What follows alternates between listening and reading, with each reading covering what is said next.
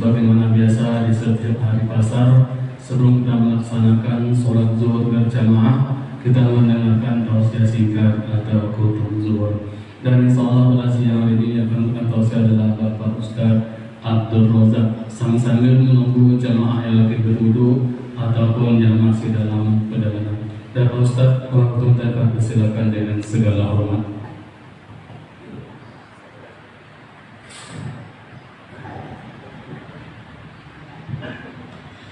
Bismillahirrahmanirrahim. Bismillahirrahmanirrahim. Assalamualaikum warahmatullahi wabarakatuh. Alhamdulillahirabbil alamin, wassalatu wassalamu ala asrafil anbiya'i wal mursalin, sayyidina wa maulana Muhammadin sayyidil ghurril muhajjalin wa ala alihi wa sahbihi rasulillahi ajma'in. Faqala rabbi shrah li sadri wa yassir li amri wahlul 'uqdatam min lisani yafqahu qawli, amma ba'd.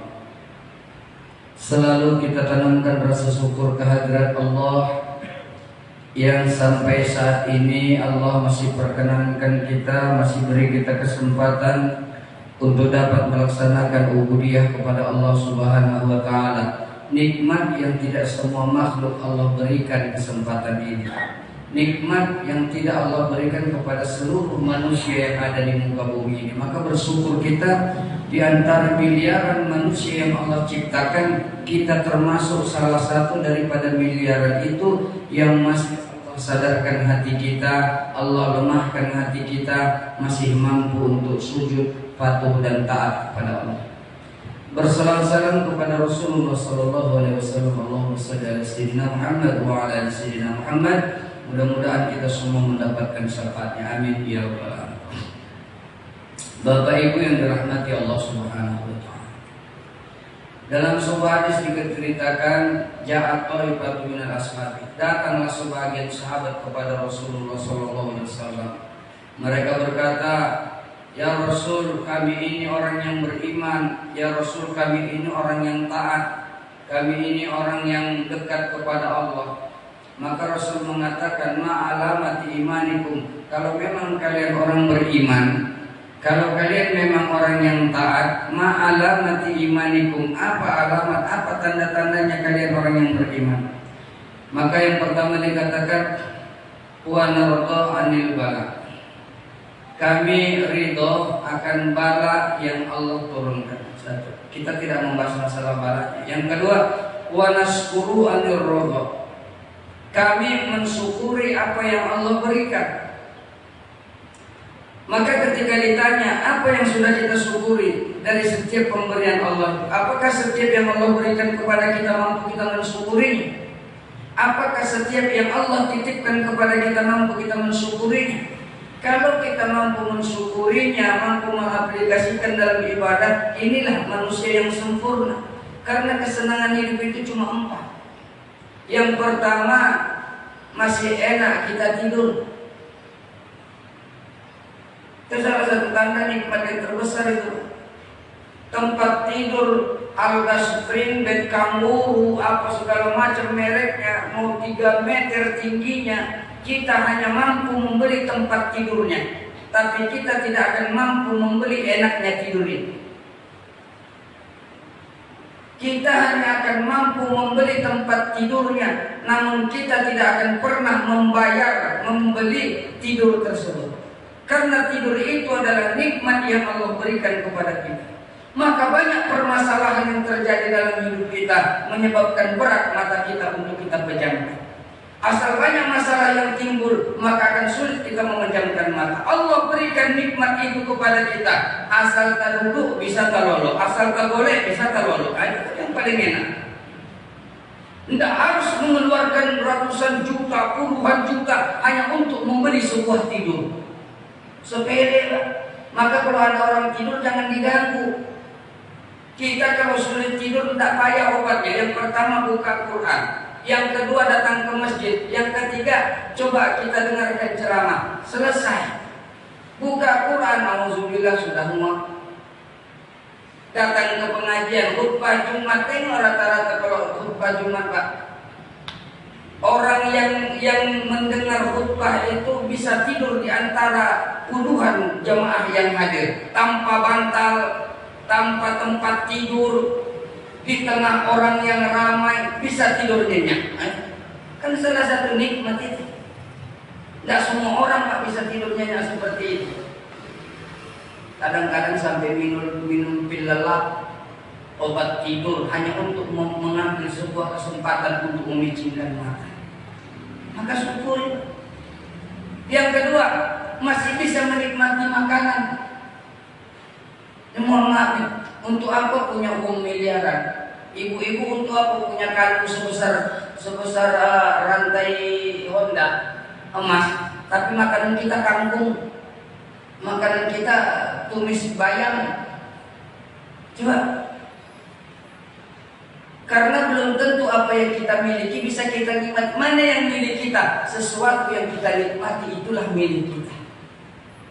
Punya uang banyak kalau tidak bisa dinikmati untuk apa? Penyakit jadi beban. Nikmat makan itu Pak, nikmat yang Allah titipkan kepada kita. Asal masih enak kita makan Pak, asal masih bisa menikmati enaknya makan, masih Allah berikan kita rezeki. Tapi cobalah kalau makan ini sudah dilarang, tidak boleh makan ini, itu tidak boleh disentuh, tidak boleh kena ini.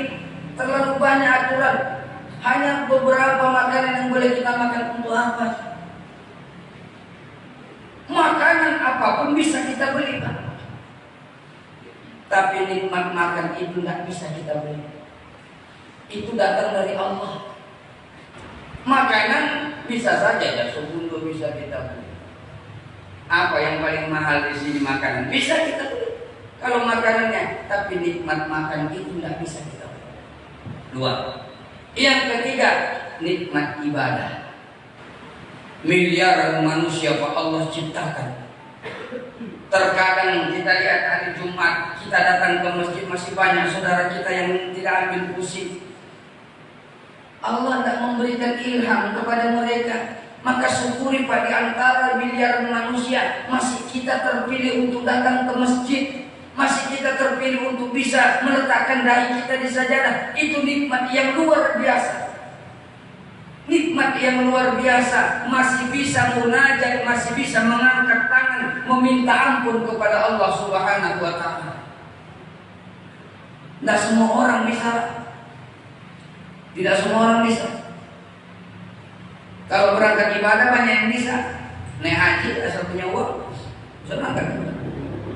Tapi kenikmatan ibadah itu Allah berikan kepada orang-orang yang Allah kasihi, kepada orang-orang yang Allah pilih.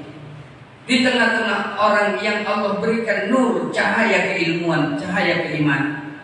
Siapa mereka? Orang-orang yang mengharapkan ridho Allah. Siapa mereka? Orang-orang yang menerima segala pemberian Allah itu dengan rasa syukur kepada Allah. Yang keempat, orang yang masih Allah berikan kenikmatan untuk bisa berusaha. Banyak Pak orang yang sudah Allah cabut nikmat usaha. Siapa mereka? Orang-orang yang kecanduan judi. Sudah dari dulu dikatakan innamal khamru wal maisir wal ansab wal azlam rijsun najis. Judi, minuman keras, mengundi nasib, itu semua perbuatan setan najis. Tapi kan kita tidak takut. Berkali-kali Allah ingatkan ancaman dalam Quran. Tidak sholat masuk neraka, judi masuk neraka, minuman keras masuk neraka. Tidak takut kita. Kita lebih takut sama atasan kita, kita lebih takut sama bos kita daripada sama Allah. Tidak tergerak lagi hati kita untuk datang kepada Allah. Kalaupun Allah memberikan peringatan melalui lisan para ulama, melalui nasihat para orang tua, tidak mempan lagi Pak. Maka lihat judi merebak di mana-mana. Kemaksiatan lihat Pak. Tengah malam kita bisa ke sudut-sudut kota Ujung Batu Pak, gemerlap lampu disco itu, dan kita diam, bingung kita Pak. Sudut sana, hiruk pikuk dengan musik gemerlap lampu-lampu, banyak kuntilanak gentayangan tengah malam, dan kita diam di situ. maka bersyukur kita Pak. Di antara miliaran itu masih Allah pilih kita untuk orang-orang yang dekat kepada Allah Subhanahu wa taala. Wa nasburu anirrahu. Apapun yang Allah berikan syukuri. Tidak selamanya yang Allah turunkan itu sesuai dengan permintaan kita. Tapi yakinlah apa yang Allah berikan kepada kita itulah yang terbaik menurut Allah untuk kita. Bukan menurut kita, tapi kehendak Allah Subhanahu wa taala. Karena hidup kita ini mengikuti kehendak Allah. Bukan Allah yang mengikuti kehendak kita, tapi kita yang harus mengikuti kehendak Allah Subhanahu wa taala. Akhirnya mudah-mudahan Allah berikan ketetapan iman kepada kita.